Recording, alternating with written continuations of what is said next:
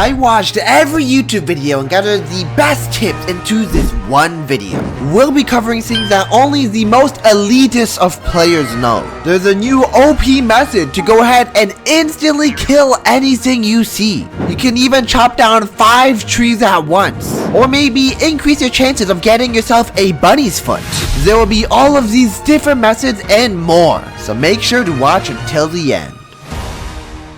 It's much better to try to go for bunny toes when it's early on in the game, because it's actually a higher chance of getting bunny's foot when your campfires are lower level. Right now my campfire is level 3, so it's not even that good to get bunny toes. I should have gotten it at level 1. You can actually see better at night using lower graphics quality. So right now, as you can see, it's just pitch black around me, right? And if I go ahead and decrease my graphics quality like so, you can actually see the outlines of buildings, which can help you a lot. When you're in really big danger, such as a deer chasing you, or if you have a bunch of animals chasing you, well, I don't recommend this much for animals, but you can just go ahead and use the shed glitch. So you can use /E dance too, and then go ahead and clip in here like so. When you're planting down your saplings, many people think it's best to just put them all at the same spot. Like the exact same tile, you go ahead and you plant them all. While this isn't that bad, it is not that efficient, because if they're all on the exact same tile, what will happen is that when you cut down the tree, you'll only be able to cut down one at a time. Therefore, it's actually more efficient to put them in a U-shaped pattern. I'm going to demonstrate it like this. With 4 saplings, you do this kind of a shape, and this way, if I go ahead and plant them all like now, then as you can see, it's a U shape, and when they all grow, I can harvest 4 trees at the same time, instead of only harvesting 1 tree at a time. If you're ever getting chased by something and you're just real low on HP and there's a lot of things around you, there's many things you can hop around. For example, there's this shed right here that I can just hop on super easily, and as you can see, this wolf will never get to me. Or I can go ahead and hop on many other things. For example, I can even like just climb this, and the wolf literally can't get me as well. So it's just super easy to go ahead and avoid everything. When you spawn to a game, there's a very tiny chance that you'll get the 6 log spawn, and this is far better than any other spawn compared to the coal spawn, because the 6 log spawn will bring your campfire all the way to the next level, while the coal spawn will require a little bit more fuel. When starting off the game, you always want to try to chop down 4 trees.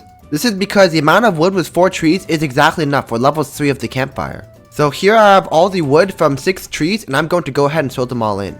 And as you can see, now I have level 2, and I'm going to go ahead and throw in these logs, and that should give me level 3 as well. If we'll wait a single second here, it should update. There we go, level 3 of the campfire map is fully expanded. When you're opening a chest, you can also go into third person mode and pick up any kind of scrap that you see nearby, so you can go ahead and speed up your process and save precious time.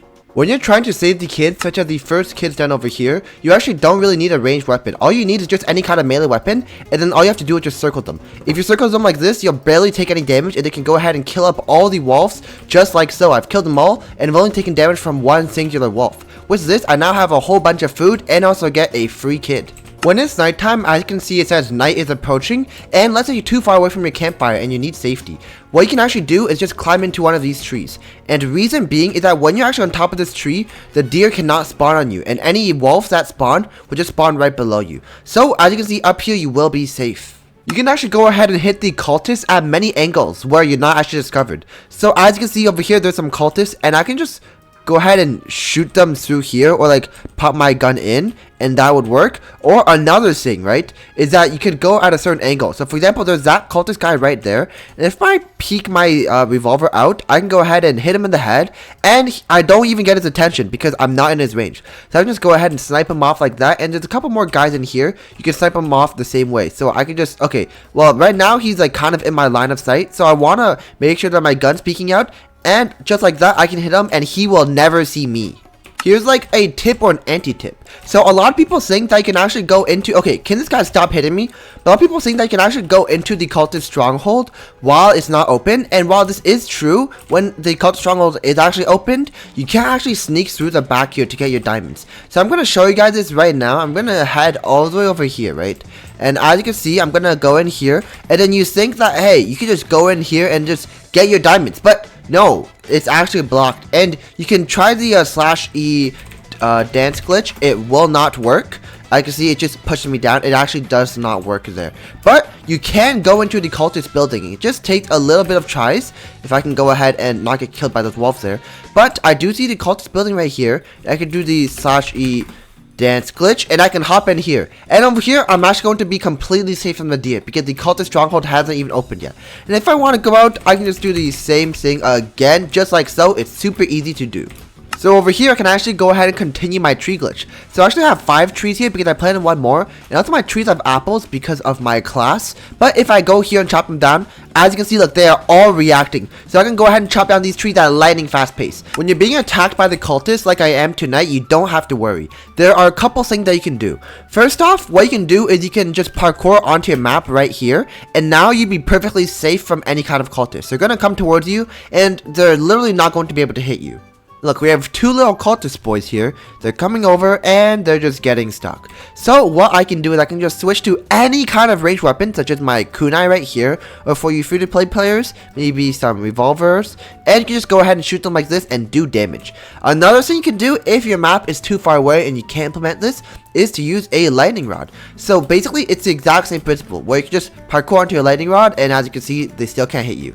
Now if you want to kill them, obviously you can get yourself some like defense blueprints, or you could just literally go in with a katana because it's a-okay. And also I'm going to take a little bit of damage from them because I just want to say that you heal a lot faster when you're at the campfire compared to when you're not at the campfire. Now if you want to go ahead and do the farm plot variation, you scare yourself 1 or 2 farm plots and then put it in a X pattern around the crock pot like so. I can go ahead and show you with 1 more tree down.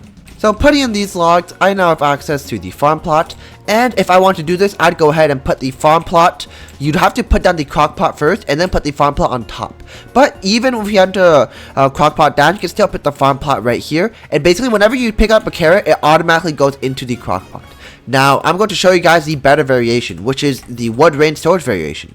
So I want to go ahead and put down my wood rain storages and put them as close to the crockpot as possible. As you can see, I'm barely leaving any space. Alright, there's like no space for any kind of loose carrots or loose food to go down.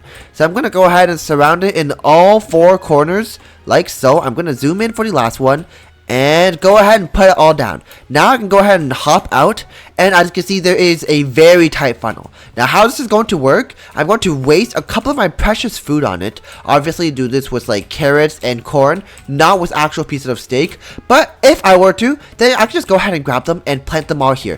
And if I just throw them all in, as you can see, they're gonna funnel down, right? And some pieces are stuck up here, you can just throw them down. But basically now, because I have the walls to the crock pot, they won't fall beside the crock pot. So as soon as that stew is done, then the other stew will start cooking. Well, obviously there's going to be a lot more things, so it's going to like funnel each other in, right? But I can just go ahead and take that stew, and look, those things fall in automatically. And look, it's automatically going to cook the next piece of stew for me. So yum yum. I think we can all agree that the bear traps are OP. I mean, this thing literally costs 3 scrap, and you can just go ahead and place it anywhere on the map, and this thing can one-shot wolves, it can like 4-tap bears. This is the best thing ever. You can literally go ahead and use it to just kill anything. But there is one big downside to this, is that after I use it to kill something and insta-kill wolves, or as we said, 4-tap bears, I can go ahead and use this to just pick it back up, and now I have an infinite use, basically not one time, but infinite use overpowered weapon that I can use and go ahead and kill every single thing in the entire game with ease.